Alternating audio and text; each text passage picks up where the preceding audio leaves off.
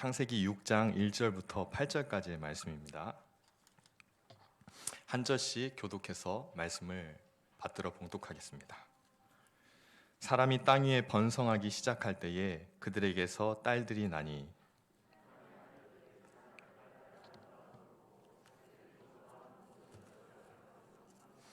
여호와께서 이르시되 나의 영이 영원히 사람과 함께하지 아니하리니 이는 그들이 육신이 됨이라. 그러나 그들의 날은 120년이 되리라 하시니라.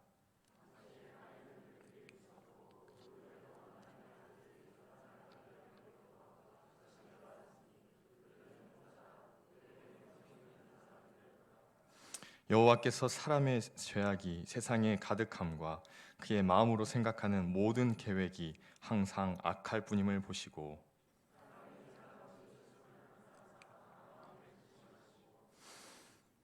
이르시되 내가 창조한 사람을 내가 지면에서 쓸어버리되 사람으로부터 가축과 기는 것과 공중의 새까지 그리하리니 이는 내가 그것들을 지었음을 한탄함이니라 하시니라. 아멘. 오늘은 그러나 노아는 이라는 제목으로 여러분과 함께 하나님의 말씀을 살펴보길 원합니다.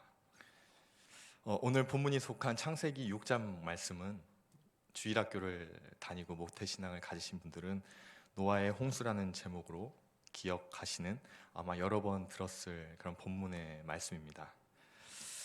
그런데 우리가 이렇게 너무 잘 알고 익숙하다라고 생각하는 이 말씀이 우리가 6장을 살펴보다 보면은 쉽지 해석하기 난해한 내용들이 담겨진 말씀이 또한 창세기 6장이라는 것을 알 수 있을 것입니다. 창세기 6장을 펴서 1절을 지나자마자 2절에 들어서면 하나님의 아들들이라는 대상을 성경에서 언급하고 있습니다. 우리는 이 하나님의 아들들이라는 이 대상을 보고 이들이 과연 누구인지에 대한 의미를 생각해 볼 수가 있을 것입니다. 하나님의 아들들, 이 2절에서 말씀하고 있는 하나님의 아들들은 도대체 누구를 향한, 누구를 언급하는 내용인가? 신학자들은 이에 대한 여러 가지 의견들을 내세웁니다. 어떤 신학자들의 그룹에서는 이 하나님의 아들들은 천사, 타락한 천사들을 의미한다. 또는 어떤 신학자들 그룹에서는 이들은 셋의 후손인, 그러니까 아담이 낳았던 아들 중에 셋의 후손의 언약의 후손들을 의미할 것이다. 또 다른 해석들이 이 외에도 여러 가지가 있지만 그 어떤 해석이라도 이것이 정확하게 100% 성경에 말하는 해석의 답이다라고 하기에는 좀 어려움이 있을 것 같습니다.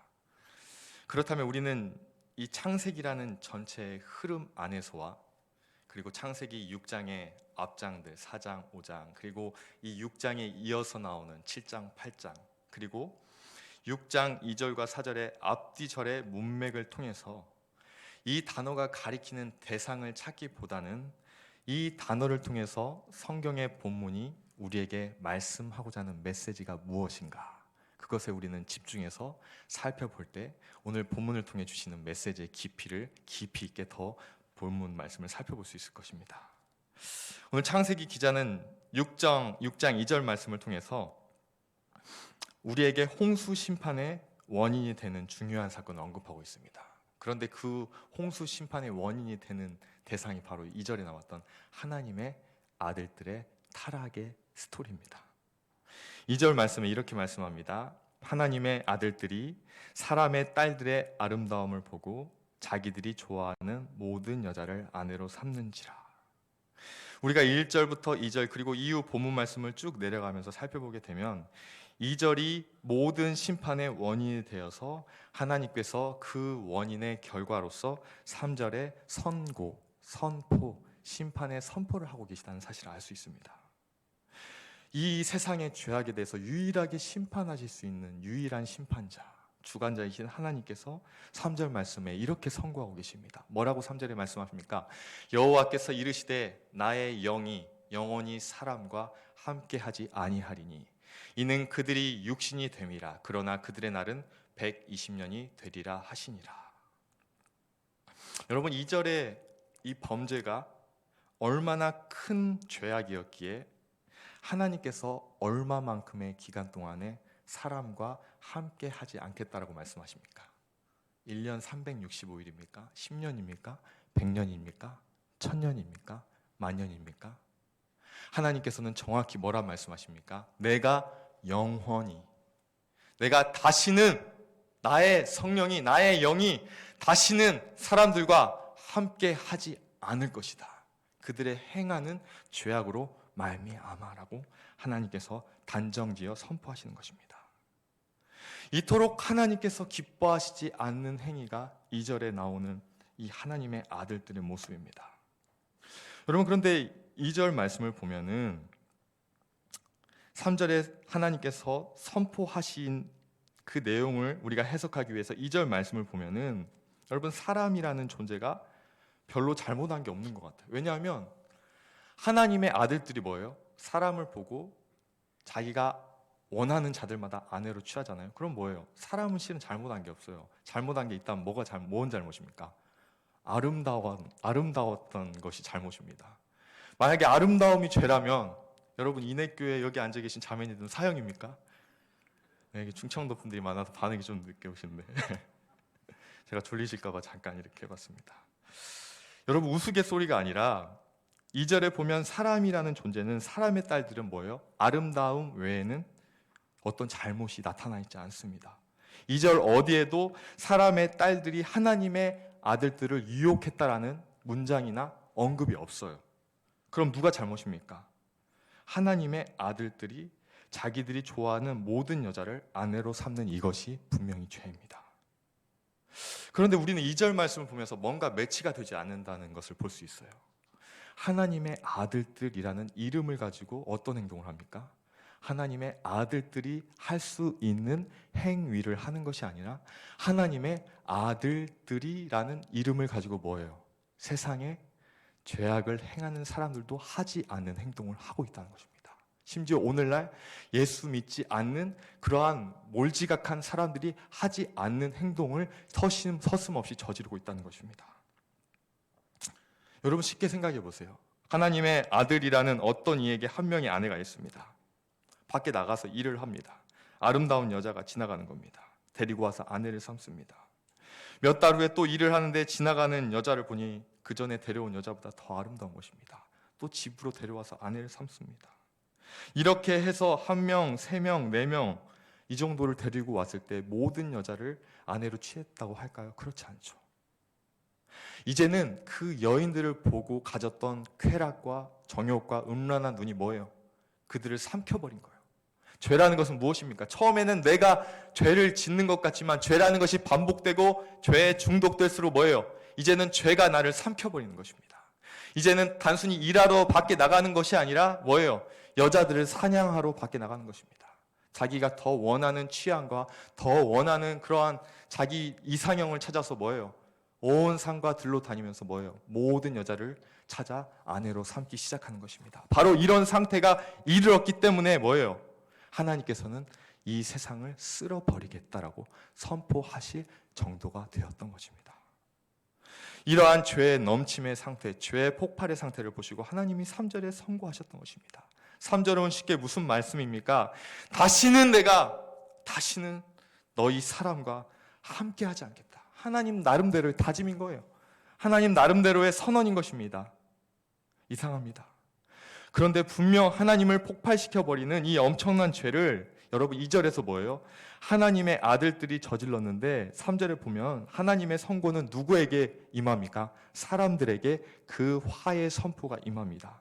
따라서 우리는 이 맥락을 통해서 2절에 하나님의 아들들이라는 이 단어가 뭐예요? 분명 천사가 아니라 분명 2절에 등장하는 하나님의 아들들은 누구라는 걸 알 수 있습니까? 사람이라는 것을 알 수 있습니다. 왜냐하면 하나님께서 3절에 사람 때문에 화가 나셨다고 하셨는데 사람과 내 영이 함께하지 않겠다고 선포하셨는데 사람의 딸들이 아무 행동도 하지 않고 아름다웠다는 이유로 그 죄를 뒤집어 씌우기에는 말도 안 되는 비약이 되는 것입니다. 그래서 지금 3절에서 하나님이 화가 난 대상은 사람입니다. 그렇다면 여러분 질문을 할 수 있어요. 왜 하나님께서는 왜 성경에서는 굳이 2절에서 등장하는 하나님의 아들들이라는 대상을 써서 지칭을 써서 사람들을 향해 부르고 계신가? 여러분, 우리는 성경을 통해서 그 의미들을 발견할 수 있어요. 우리가 성경 출애굽기 말씀에 보면은 애굽 왕 바로의 밑에서 국고성을 짓는 히브리 노예들을 살펴볼 수 있습니다. 그들은 노예였습니다. 여러분 맞죠? 국고성을 짓고 날마다 벽돌 굽는 일을 하고 고된 노동을 하면서 노예로 하루하루를 살아갔습니다. 그런데 그 노예로 살아갔던 그들이 하루 아침에 하나님의 부르심으로 말미암아 무엇이 됩니까? 하나님의 언약의 백성이 되었습니다. 우리 또한 마찬가지입니다. 오늘 하나님께서 우리를 방치하시고 내버려 두신다면, 유기하신다면 우리는 어떻습니까? 강건하면 70이고 80을 살다가 흙으로 돌아가고 영원히 지옥에 가서 죄로 인해 죽을 수밖에 없는 인생이 됩니다. 그런데 예수 그리스도의 구속의 은혜로 말미암아 우리가 하나님의 자녀가 된 줄로 믿습니다. 우리는 금방 잃어버려요. 금세 잊어버립니다. 하나님의 은혜로 말미암아, 구속의 은혜로 말미암아 하나님의 자녀가 되었건만 우리에게 주어진 이 이름이, 우리에게 주어진 이 특권이, 우리에게 주어진 이 직분이 하나님께서 우리에게 은혜로 주신 것이 아니라 어느새 그냥 자연스럽게 내가 내 능력으로, 내 힘과 내 자신의 특권으로 누리고 있는 당연한 것으로 누리고 있다는 사실입니다. 오늘 여기에 나와 있는 자들도 마찬가지입니다. 하나님의 은총과 특별한 은혜로 말미암아 이들은 하나님의 아들들이라는 명칭을 부여받게 되었습니다. 그러나 중요한 게 무엇입니까? 그들의 명칭은 하나님의 아들들이었으나 그들의 삶의 행동과 삶의 양식은 무엇이었습니까? 마치 사단의 자녀들과 같은, 마귀의 자녀들과 같은 행동을 서슴지 않았다는 것입니다. 오늘 이들의 행동을 성경에서는 고발하고 있습니다. 성경에서는 이들을 김모씨, 최모씨, 이모씨라 건너짚으며 어떤 사람이라고 지칭하지 않고 분명히 하나님의 아들들이 이런 행동을 하고 있다라고 성경은 우리에게 정확하게 고소하고 있는 것입니다. 오늘 이들의 타락이 얼마나 중차대한 일인지 한번 2절에서만 고백하는 것이 아니라 5절과 11절과 12절과 13절을 통해 계속해서 반복되어 진술되고 언급되어 있습니다. 여러분 5절에 보세요. 사람의 죄악이 세상에 가득함과 그의 마음으로 생각하는 모든 계획이 항상 악할 뿐임을 보시고 11절입니다.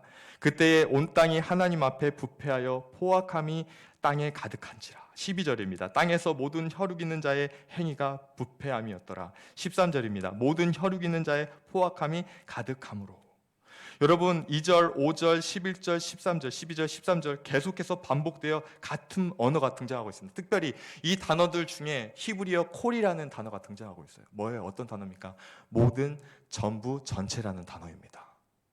이 콜이라는 명사를 이 창세기 기자는 반복해서 언급함으로써 지금 세상의 어떤 부분만이 범죄함이 아니라 온 세상이, 모든 사람이, 모든 혈육 있는 자의 횡포함과 그들의 그 간사함이, 그리고 음란함이 세상에 가득 차게 되었다라고 우리에게 말하고 있고 선포하고 있다는 것입니다. 그런 모든 죄악들을 우리에게 고발하고 있다는 것입니다. 중요한 것은 무엇입니까? 그들의 모든 죄악 앞에 하나님께서 모든 것을 심판하시겠다라고 말씀하는 것입니다. 다시 한번요.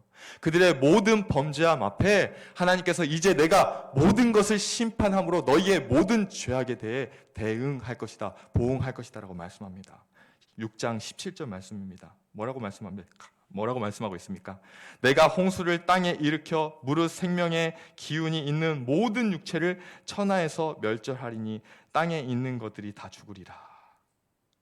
여러분, 하나님이 못해서, 능력이 없어서 이 죄 많고 음란한 세대를 보류하고 계시는 것이 아닙니다. 하나님은 능력이 없어서 이 세대를 내버려 두시는 것이 아닙니다. 오히려 긍휼에 풍성하신 하나님은 그분의 은혜의 때를 기다리고 계십니다. 왜? 은혜의 때가 끝나면 심판의 때가 곧바로 시작되기 때문입니다. 우리는 은혜의 때에 있는 이 시간에 하나님을 두려워하며 경외하며 예배해야 할 줄로 믿습니다. 곧 심판의 때가 가까워 오기 때문입니다. 오늘 그래서 본문을 통해서 주시는 첫 번째 메시지는 무엇입니까? 모든 죄악을 모든 것의 멸망으로 대응하여 심판하실 능력과 권한이 하나님께 있음을 우리가 알아야 한다는 것입니다. 우리는 망각하면서 살죠. 얼마나 요즘에 네이버 댓글에 하나님을 욕하고 하나님의 거룩하신 이름을 하나님이 살아있냐 어쩌냐 얼마나 많은 사람들이 욕하고 하나님의 거룩하신 이름을 모욕하는 일이 많습니까? 그러나 그들은 때가 되면 보게 될 것입니다. 하나님은 살아 계시고 하나님께서 반드시 이 땅을 심판하신다는 사실을 그들은 그 고백했던 그 욕했던 입술을 가지고 하나님 앞에서 반드시 하나님의 심판하시는 모습을 보게 될 것이라는 것입니다. 우리는 그것을 두려워할 줄 알아야 한다는 것입니다. 두 번째, 오늘 본문을 통한 메시지는 무엇입니까? 그러나 노아는 모든 심판 속에서도 여호와께 은혜를 입었다라는 사실입니다. 여러분, 하나님께서는 세상을 심판하시는 표현을 매우 구체적으로 말씀하십니다. 7절 말씀해 보십시오. 7절 말씀. 7절 말씀 중에서 이런 표현이 있습니다. 내가 지면에서 쓸어버리되. 여러분, 원어로는 이 히브리어로는 에무케라는 단어예요. 영어로는 와이프 아웃이라는 뜻입니다. 여러분, 와이프 아웃에서 이 와이프에서 나온 단어가 뭡니까? 와이퍼입니다. 와이퍼 아시죠? 차 앞에서 유리 닦는 와이퍼 아시죠? 여러분, 와이퍼가 작동되면 어떻습니까? 송진이 떨어지고 먼지가 떨어지고 눈이 아무리 많이 와도 뭡니까? 와이퍼로 몇 번 쓸어버리면 다 사라집니다. 하나님께서 이 땅을 심판하시되 어느 정도로 심판하겠냐? 내가 와이퍼로 자동차 앞유리가 쓸려 내려가듯이 내가 마치 빗자루로 방을 쓸어버리면 하나의 티끌도 없이 다 쓸어버리듯이 하나님께서 오늘 이 세상을, 이 세대를, 이 범죄한 세대를 내가 그렇게 심판하겠다고 두려운 말씀으로 말씀하시고 계시다는 것입니다. 사랑하는 성도 여러분, 하나님의 심판의 와이퍼가 작동될 시간이 우리에게 얼마 남지 않았습니다. 하나님의 심판의 빗자루가 온 세상을 다 쓸어버릴 날이 얼마 남지 않았음을 우리는 기억해야 합니다. 그러나 중요한 것이 무엇입니까? 그러나 그 하나님의 심판의 빗자루와 심판의 와이퍼가 쓸려가는 그때에도 여호와의 은혜를 입은 자는 여호와의 은혜로 말미암아 구원받게 되는 줄로 믿습니다. 하나님의 심판의 그 시간이 하나님께서 성도들을 구원하는 시간이 된다는 것입니다. 우리는 이 땅이 심판받을 때 하나님께서 하나님의 성도들을 구원하시는 놀라운 역사를 보게 될 줄로 믿습니다. 우리 사랑하는 인해교회 모든 성도님들, 한 분도 빠짐없이 주님께서 여러분을 부르시는 그 날까지 여호와의 은혜를 입음으로 말미암아 하나님의 놀라운 구원의 역사를 경험하시는 저와 여러분들 되기를 주님의 이름으로 축원합니다. 여러분이 입고 있는 이 은혜의 옷은 무엇입니까? 예수 그리스도입니다. 이 예수 그리스도라는 옷이 오늘날에 어떻습니까? 사람들에게 조롱거리가 되고 사람들에게 손가락질 받는 손가락질의 대상이 될 수 있지만 이 우리가 입고 있는 예수 그리스도의 이 옷만이 세상이 심판받을 때 우리를 구원하는 하나님의 능력으로 작동될 줄로 믿습니다. 오늘 본문을 통한 세 번째 메시지는 무엇입니까? 가장 큰 고난과 핍박의 때에도 하나님은 노아의 가족들과 그들과 함께하는 짐승들을 위한 모든 양식을 준비해 놓으셨다는 사실입니다. 여러분, 21절 말씀입니다. 21절 성경에 보시면 너는 먹을 모든 양식을 내게로 가져다가 저축하라. 이것이 너와 그들의 먹을 것이 되리라. 여러분, 21절에 보면 하나님께서 노아와 그의 가족과 짐승들을 향한 먹을 것을 가져다가 양식을 가져다가 저축하라라고 말씀합니다. 그런데 표현이 어떻습니까? 얼마간의 어떤 이라는 표현이 아니라 모든 양식이라고 하나님께서 말씀하고 있는 것입니다. 이것을 더 세부적으로 표현하면 어떻습니까? 음식의 모든 종류, 양식의 모든 종류를 가져다가 저장하라라고 말씀하시는 것입니다.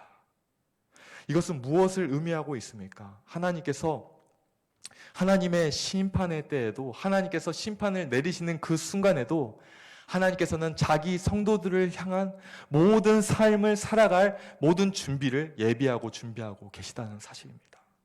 그냥 단순히 하나님께서 그래 고난을 이겨 고난을 참아라고 그렇게 명령하시는 말씀으로 끝나는 것이 아니라 항상 하나님은 심판의 순간에도 자기 자신의 백성들을 위해서 온갖 가장 좋고 선한 것으로 예비하고 준비하시는 여호와 일에 준비하시는 하나님이신 줄로 믿습니다.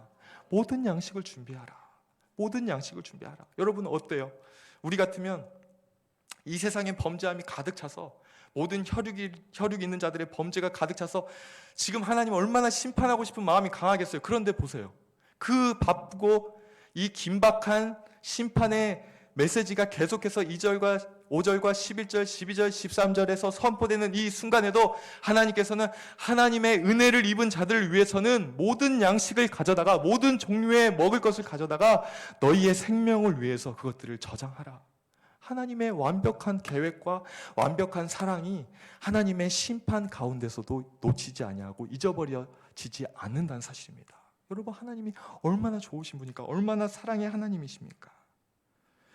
여러분, 우리는 이 노아의 방주를 생각할 때 너무도 추상적으로 생각할 때가 많습니다. 저는 이 본문 말씀을 생각하면서 노아의 일기를 한번 써봤어요. 제 마음속에 그려봤어요.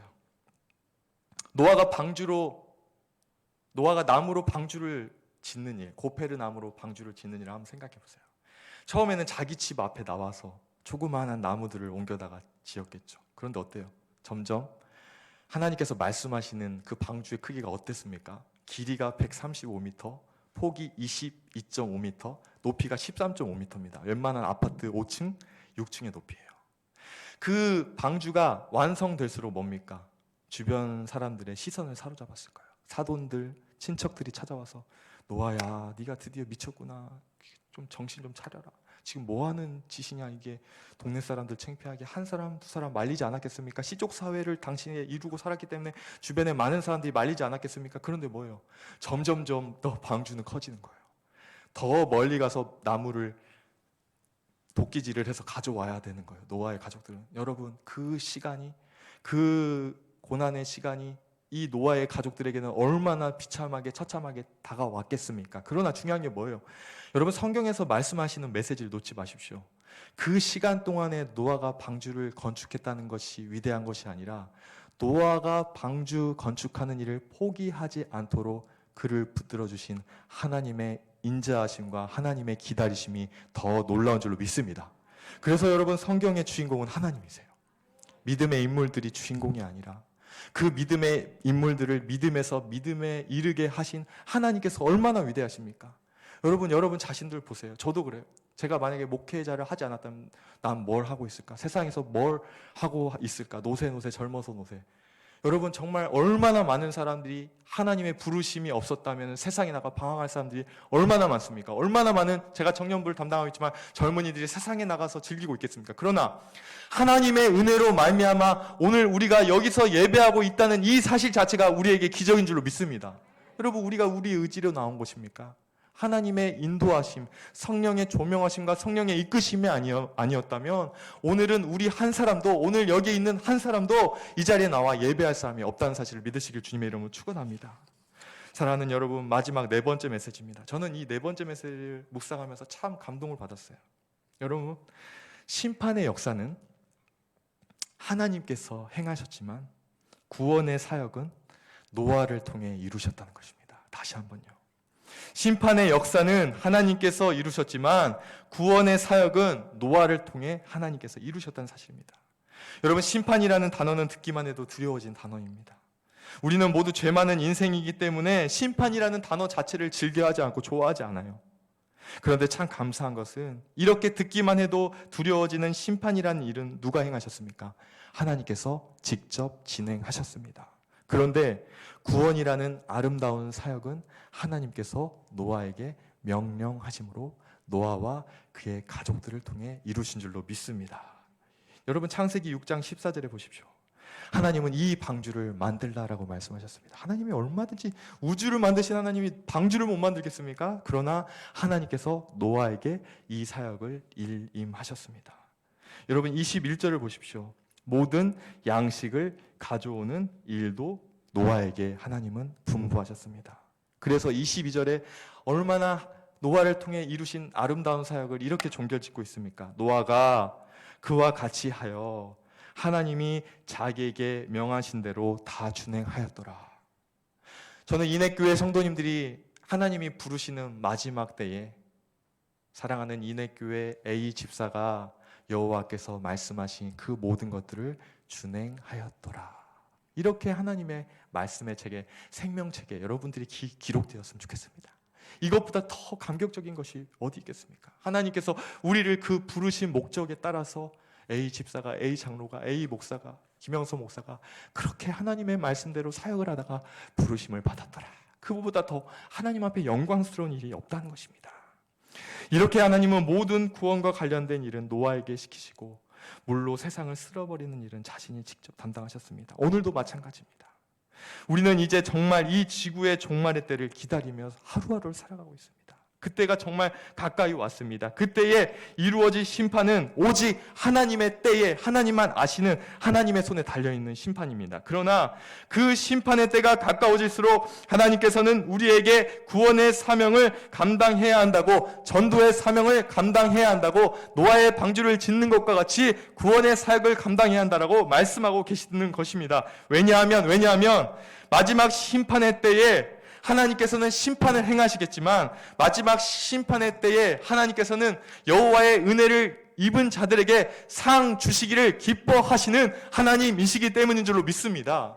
이 사역을 맡기시고 끝내시는 것이 아니에요. 하나님은 이 사역을 통해서 하나님의 성도들 한 사람 한 사람에게 무엇을 주시기를 원하십니까? 마지막 하나님 앞에 섰을 때 빈손 들고 가기를 원하시지 않은 거예요. 뭐예요? 착하고 충성된 종아, 네가 이 작은 일을 감당하였구나, 참으로 충성되구나라고 우리에게 상 주시기를 기뻐하시는 분이 우리 하나님 아버지이신 줄로 믿습니다.